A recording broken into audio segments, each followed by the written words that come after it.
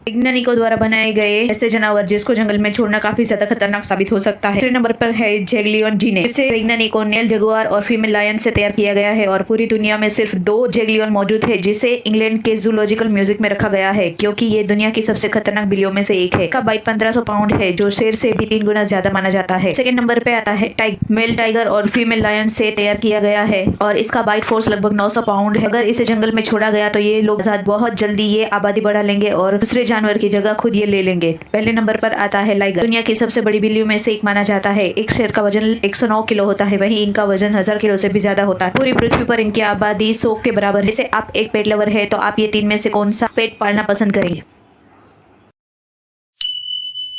ये बात है 2017 की, जब थाईलैंड में बने एक जू में एक ऐसा केस सामने आया जिसने पूरी दुनिया को हिला के रख दिया। जू में कछुआ पिछले कितने समय से यहाँ रह रहा था, लेकिन जू के अधिकारियों ने ये नोटिस किया कि कछुआ कुछ अजीब तरीके से बिहेव कर रहा है। उसके अगले ही दिन उस कछुए ने खाना पीना भी छोड़ दिया। तभी इसे जांच करने के लिए बाहर निकाला गया और इसका एक्सरे कराया गया। एक्सरे से सामने आया कि इसके पेट के अंदर कुछ फंसा हुआ है। इस कछुए को 4 घंटे तक ऑपरेशन किया गया और इसके पेट से 915 सिक्के बाहर निकाले गए। इसका वजन पूरे 5 किलो था। सर, आपने देखा होगा कि कई लोग अपनी विश पूरी करने के लिए नदी फव्वारे में सिक्के फेंकते हैं और वही सिक्के इस मासूम कछुए ने खाना समझकर खा लिए थे। अब हमें सोचना ये है कि इंसान केवल अपने स्वार्थ के लिए इस मासूम जानवरों के साथ नुकसान पहुंचा रहे हैं।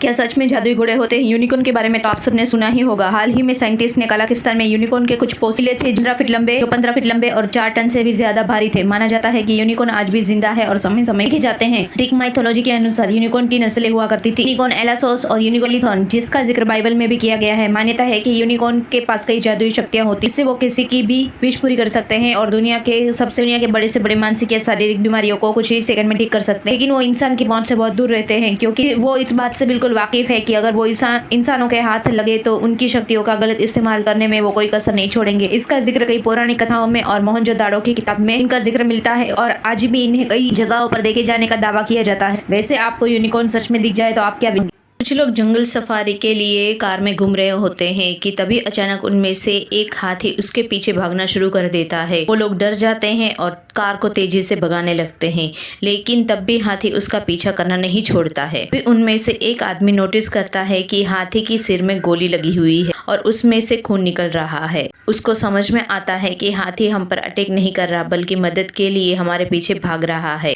फिर वो वन विभाग की टीम को फोन करके बुलाते हैं और थोड़ी ही देर में डॉक्टर की टीम आकर हाथी को बेहोशी का इंजेक्शन लगाती है और उनके सिर में लगी हुई गोली को भी निकाल देती है और कुछ देर के बाद हाथी को होश आता है और वो पहले की तरह ठीक हो जाता है।